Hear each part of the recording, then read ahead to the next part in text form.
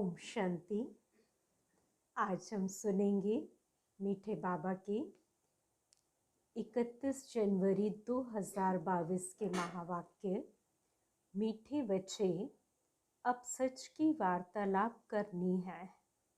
तुम जज कर सकते हो कि राइट क्या है और रॉन्ग क्या है।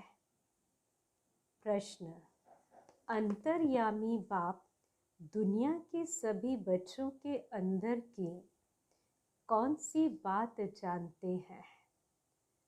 उत्तर: बाप जानते हैं कि इस समय सभी में 5 भूत प्रवेश है।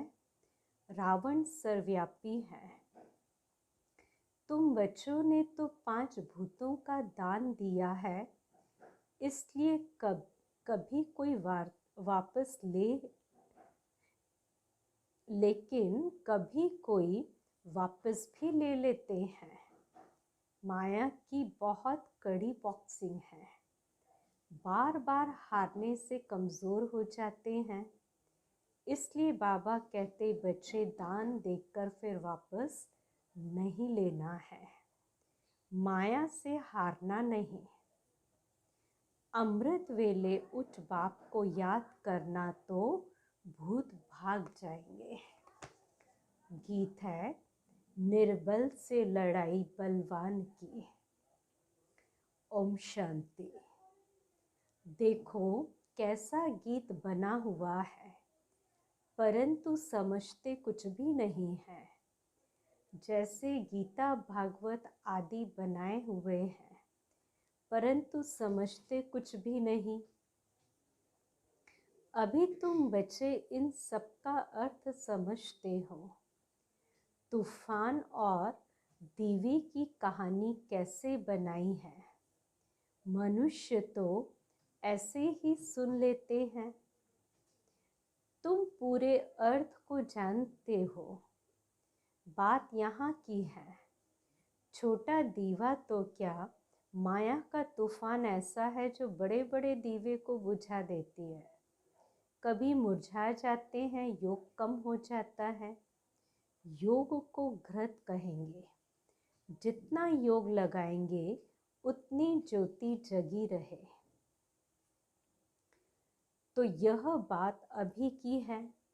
आत्माओं की ज्योति जगाने के लिए क्षमा को आना पड़ता है, जिसको ही परमात्मा कहा जाता है। परवाने भी मनुष्य के लिए कहेंगे। तुम कहेंगे परमपिता परमात्मा हमारे सामने हाजिर है, हम आँखों से देखते हैं। उनका शारीरिक नाम नहीं है। शिव तो निराकार है और नॉलेजफुल है, नॉलेज दे रहे हैं। इसलिए तुम कहेंगे कि हम हाजिर देखते हैं, क्योंकि उनसे हम नॉलेज लेते हैं। सुनाने वाला है शिव। मनुष्य कहते हैं परमात्मा हाजिरा हजूर है, परंतु पूछो कहाँ है तो कहेंगे सर्वव्यापी है। यह तो बात ही नहीं ठहरती। वह आकर राजयोग सिखलाते हैं। तुम जानते हो शिव बाबा हमको पढ़ा रहे हैं। जरूर आँखों से देखेंगे ना। आत्मा भी है ना। तुम कहते हो हम आत्मा हैं, जरूर स्टार मिसल है, देखने में भी आती है। खुद आत्मा कहती है मैं स्टार हूँ, बहुत महीन हूँ। आत्मा भ्रकुटी के बीच में रहती है, यह भी जानते हैं। कोई कहते हम कैसे माने। अच्छा भ्रकुटी में नहीं समझो, आँखों में है। कहाँ ना कहाँ है तो सही ना। आत्मा ही कहती है कि यह मेरा शरीर है। भ्रकुटी शुद्ध स्थान है, इसलिए आत्मा का निवास स्थान यहाँ दिखाते हैं। टीका की निशानी भी यहाँ दी जाती है। आत्मा कहती है मैं एक शरीर छोड़ दूसरा लेती हूँ तो इसमें संशय की तो कोई बात नहीं। आत्मा याद करती है परम पिता परमात्मा को।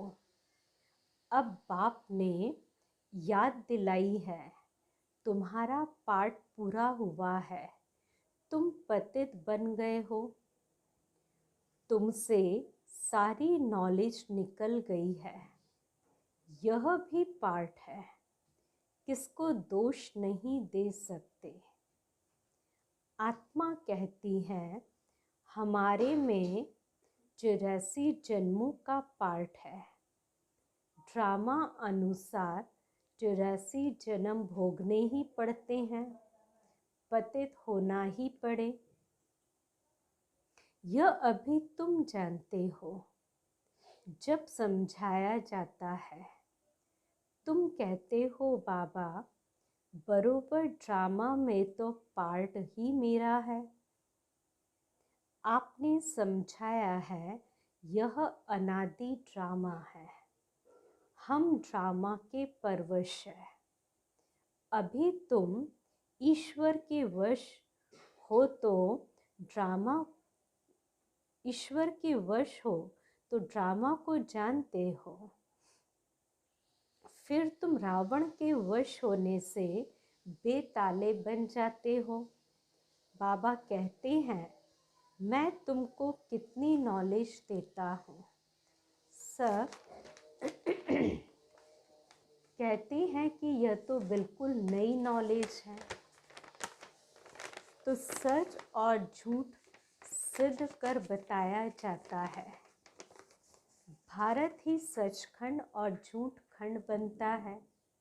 सच खंड में सच ही होगा और झूठ खंड में झूठ का ही वार्तालाप है। अब जब तक तुमको सच की वार्तालाप न मिले तो तुम जज कैसे करो। तो बाप कहते अब तुम जज करो कि मैं तुमको राइट समझाता हूँ या वह राइट समझाते हैं। तुम कहते हो कि मैं आत्मा हूँ, मेरी आत्मा को क्यों तंग करते हो। आत्मा ही तंग होती है। आत्मा अलग हो जाती है तो फिर कोई तकलीफ नहीं होती। शरीर के साथ ही आत्मा सुख दुख भोगती है, फिर निर्लेप क्यों कहते हो। परमात्मा के लिए भी कहते हैं कि वह नाम रूप से न्यारा है, लेकिन जब परमात्मा कहते हो तो यह भी नाम हुआ ना। कोई बुद्धबुदा कहते हैं, कोई ज्योति स्वरूप कहते हैं, जानते कुछ भी नहीं है। यह एक ही ड्रामा है जो रिपीट होता रहता है। हर एक एक्टर को अपना पार्ट बजाना है। एक ड्रामा है, एक रचयिता है। इन बातों को कोई जानते नहीं। वह तो समझते आकाश में यह जो स्टार्स हैं उनकी भी दुनिया है, उसमें भी दुनिया है। वहाँ भी जाकर हम लैंड करेंगे, प्लॉट खरीद करेंगे। अब वह सत्य है, यह जो बाप समझाते हैं वह सत्य है। बाप ही तो नॉलेजफुल मनुष्य सृष्टि का बीज रूप है। कोई तो बीज होगा ना इस कल्प वृक्ष का। तो बाप समझाते हैं वृक्ष भी एक ही है। यह वृक्ष अभी जर्जरी भूत अवस्था को पाया है। अब पुराना झाड़ हो गया है, फिर नया कलम लगता है, क्योंकि जो मुख्य देवी देवता धर्म है वह प्रायलोप हो गया है। विस्तार तो सारा एक बीज का है ना। तो बाप कितनी अच्छी रीति बैठ समझाते हैं। फिर यह माया बिल्ली ज्योति बुझा देती है। तूफान लगने से कितने बड़े बड़े झाड़ गिर पड़ते हैं। लिखते हैं बाबा, माया के तूफान बहुत आते हैं, इसको विघ्न भी कहा जाता है। बाप कहते बरोबर रावण की आसुरी संप्रदाय विघ्न डालती है। फिर पुकारते हैं, पुकारते पुकारते फिर माया के तूफान विकार में गिरा देते हैं। पुराने पुराने भी गिर पड़ते हैं। बाप कहते माया के तूफान तो आएंगे, परंतु तुम स्थैर्य रहना, कभी किसको गुस्सा नहीं करना। कहते हैं बाबा हमको क्रोध भूत ने जीत लिया। बाबा कहते हैं यह बॉक्सिंग है, घड़ी घड़ी गिरते रहेंगे तो कमज़ोर बन जाएंगे। तुमने तो विकारों का दान दिया है ना, दान देकर फिर वापस नहीं लेना। कोई भी प्रकार का दान देकर फिर वापस नहीं लिया जाता है। कहानी भी है ना, राजा हरिश्चंद्र ने दान दिया था। यह मिसाल बैठ बनाए हैं। हाँ, तो बाप कहते हैं इंश्योर करना हो तो करो, नहीं करेंगे तो तुमको कुछ भी नहीं मिलेगा। वास्तव में दान की हुई चीज़ वापस हो नहीं सकती। समझो किसी ने दान दिया मकान बनाने में, मकान बन गया, फिर वापस कैसे हो सकता। कन्यादान की पैसे दिए, शादी हो गई, फिर वह वापस कैसे देंगे। दान दी हुई चीज़ वापस आ नहीं सकती। तो बाप समझाते हैं तुम बच्चों को कितनी खुशी होनी चाहिए। सब साधु संत आदि कहते हैं परमात्मा सर्वव्यापी है, नाम रूप से न्यारा है। अब नाम रूप से न्यारी कोई चीज़ होती नहीं। आकाश का भी नाम है ना, परमात्मा का सब नाम जपते हैं। शिवलिंग की प्रतिमा है, फिर नाम रूप से न्यारा क्यों कहते हो। परंतु हट से उतरते ही नहीं। इसलिए बाप ने समझाया है कि पहले पहले कोई मिले तो पूछो परम पिता परमात्मा से आपका क्या संबंध है। वह पिता हुआ ना। तुम बच्चे कहाँ भी सर्विस कर सकते हो। शिव के मंदिर में जाकर पूछो कि तुम्हारा परम पिता परमात्मा से क्या संबंध है। सामने शिव का मंदिर खड़ा है, यह आपका क्या लगता है। पिता है तो पिता कभी नाम रूप से न्यारा व सर्वव्यापी हो सकता है क्या। कितनी अच्छी अच्छी बातें समझने की है। पिता कहते हो तो ज़रूर उनका नाम रूप भी है। बंदगी करते हो, याद करते हो तो ज़रूर उनसे कुछ प्राप्ति होनी चाहिए। इन सब बातों को तुम्हारे में भी सब नहीं समझते। भल यहाँ सन्मुख बैठे हैं, वह भी सब इतना निश्चय नहीं कर सकते। आज हैं कल नहीं रहेंगे। तुम सुनेंगे कि फलाने चले गए, देखते हो कितने रफू चक्कर हो जाते हैं, तूफान में गिर पड़ते हैं। वास्तव में सारा ज्ञान तुम्हारी बुद्धि में रहता है। जैसे बाबा बीज है, उनकी बुद्धि में सारा ड्रामा का राज है। जो सिखाया है वह तुम्हारे पास भी है। जो तुम कोई को भी समझा सको, नंबरवार तो है। कोई की बुद्धि सतो है तो कोई की रजो तो कोई की तमो। बाबा से कोई पूछे तो बाबा बता सकते हैं कि यह ब्रह्मा भी कहते हैं,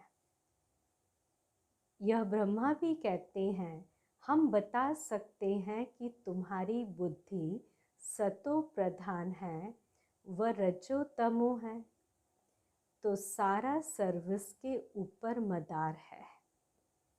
कोई को ज्ञान की अच्छी धारणा होती है तो कहेंगे सतो प्रधान बुद्धि है। हर एक खुद भी समझ सकते हैं कि मैं क्या करता हूँ। पूछते हैं बाबा हमारी कोई भूल है? बाबा कहेंगे नंबर 1 भूल तो यह है जो तुम सर्विस नहीं करते हो, जिस कारण पद भ्रष्ट हो जाएगा। क्योंकि सर्विस तो देखने में आती है ना। कितना समझाया जाता है कि मंदिरों आदि में जाकर समझाओ, भल गपोड़ा मारते हैं। हम सर्विस बहुत कर सकते हैं, परंतु बाबा जानते हैं कि यह सर्विस कर नहीं सकते हैं। है बहुत सहज। झाड़ ड्रामा का ज्ञान बहुत सहज है। सिर्फ पूछा जाता है कि परम पिता परमात्मा से आपका क्या संबंध है। बाप है तो वर्षा ज़रूर मिलना चाहिए।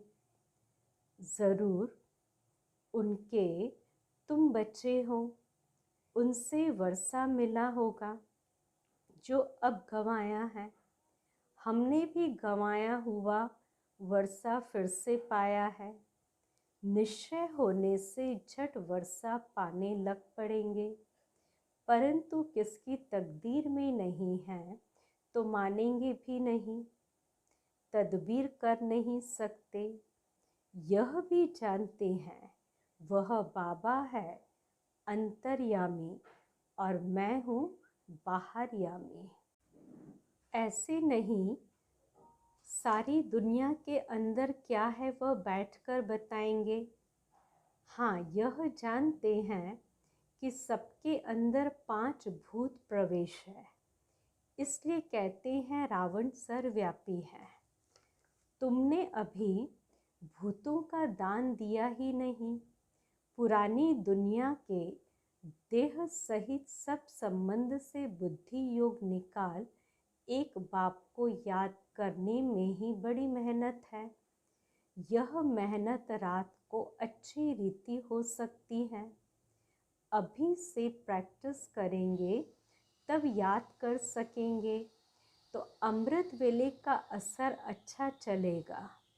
सवेरे जागना पड़े, सवेरे सवेरे उठकर भक्ति मार्ग में माला फेरते हैं। कोई राम राम जपते हैं, कोई क्या जपते हैं, अनेक मंत्र है। काशी का पंडित होगा तो कहेगा शिव शिव कहो। सन्यासी आदि सब लोग भक्त है। साधु साधना करते हैं। घर बार छोड़ जंगल में जाते हैं। यह भी साधना है ना। हठ योग मार्ग भी ड्रामा में है। यह तो जानना चाहिए कि स्वर्ग का आदि सनातन देवी देवता धर्म कहाँ चला गया। देवताओं की पूजा करते हैं, परंतु यह नहीं जानते कि हम किस धर्म के हैं। हम भी पूजा लक्ष्मी नारायण की करते थे, धर्म फिर हिंदू कह देते थे। अभी तो हम लिखते हैं कि हमारा ब्राह्मण अथवा देवी देवता धर्म है, फिर भी वह हिंदू लिख देते हैं। क्योंकि भारतवासी सब हिंदू हैं। मुसलमानों को अलग लिखेंगे, बाकी सब हिंदुओं की लाइन में आ जाते हैं। यह वंडरफुल राज है। अब तुम्हारी बुद्धि में बेहद की नॉलेज है। इस सृष्टि चक्र को ड्रामा ही कहेंगे। ड्रामा रिपीट होता है, नाटक नहीं। उस नाटक में कोई एक्टर न हो तो बदले में कोई और एक्टर डाल देते हैं। कोई बीमार हो तो रिप्लेस कर देते हैं। चैतन्य नाटक होते हैं। इनको नाटक भी नहीं, इनको ड्रामा अर्थात फिल्म कहेंगे। इनमें कोई चेंज नहीं हो सकती। मनुष्य कहते हैं हम मुक्ति को पाएं, परंतु ड्रामा में यह चेंज हो नहीं सकती। यह कोई जानते नहीं कि यह ड्रामा है और इससे कोई निकल नहीं सकता। यह बड़ी समझने की बातें हैं। है भी पुराना, अनेक बार पार्ट बजाया है, चक्र लगाया है, तो इन बातों को कोई समझने की भी कोशिश नहीं करते। समझते भी हैं कि बरोबर एक गॉड है और यह वर्ल्ड की हिस्ट्री ज्योग्राफी रिपीट होती है, परंतु जानने की कोशिश करें, उसकी फुर्सत नहीं है। पुराने बच्चों की ही बुद्धि में नहीं रहता। तूफान लगते रहते हैं। आगे चल वृद्धि को पाते रहेंगे। बहुत आएंगे, समझने की कोशिश करेंगे। मौत जब नज़दीक आएगा तब जल्दी समझेंगे। तुम तो कहते हो कि विनाश आया कि आया, इनसे पहले वर्षा लेना है। फिर तुम कहेंगे कितना देरी से आए हो। अभी तो रात दिन योग में रहो, तब विकर्म विनाश हो। विकर्म बहुत है, टाइम लगता है। इनको भी कितना समय लगा है, तब तक पॉइंट्स रही हुई है। अब तक पॉइंट्स रही हुई हैं। हम तो ढिंढोरा पीटते रहते हैं कि मौत आया कि आया। जैसे शेर की एक कहानी है ना, वह समझते कि गपोड़ा मारते, एक दिन विनाश तो आ ही जाएगा, फिर भागेंगे, परंतु टू लेट। यह बेहद की बात। फिर इनसे वह कहानियाँ बना दी हैं। विकर्म विनाश के लिए योग अग्नि बहुत चाहिए। हाँ, नए नए बहुत ऐसे भी निकलेंगे जो पुरानों से भी तीखे जाएंगे। मार्जिन है। बाप कहते हैं भल घर में रहते हुए रात को जागो। जितना जो दौड़े, भल रात को नींद भी नहीं करो, बहुत तीखे जाएंगे। यह कितनी तरावट की नॉलेज है। बाबा आज बार बार सवेरे उठकर याद करने की बात कहते और साथ में बाबा कहते कि रात को भी भल नींद ना करो, तो बहुत तीखे जाएंगे, क्योंकि बाबा की याद बहुत तरावट की नॉलेज है या माल है। बेड़ा ही पार हो जाएगा। सब कमियां सिद्ध हो जाएं, सब कामनाएं सिद्ध हो जाएंगी। अच्छा, मीठी मीठी सिकिलते बच्चों प्रति माता पिता बाप दादा का याद प्यार और गुड मॉर्निंग। रूहानी बाप की रूहानी बच्चों को नमस्ते। हम रूहानी बच्चों की रूहानी बाप दादा को याद प्यार, गुड मॉर्निंग और नमस्ते। धारणा की पहली पॉइंट, विनाश के पहले बाप से पूरा पूरा वर्षा लेना है। रात दिन योग में रह विकर्म विनाश कर नंबर आगे लेना है। दूसरा, देह सहित पुरानी दुनिया के सब संबंधों को बुद्धि से भूल एक बाप को याद करना है। जो चीज़ दान दे दी उसे वापस नहीं लेना है।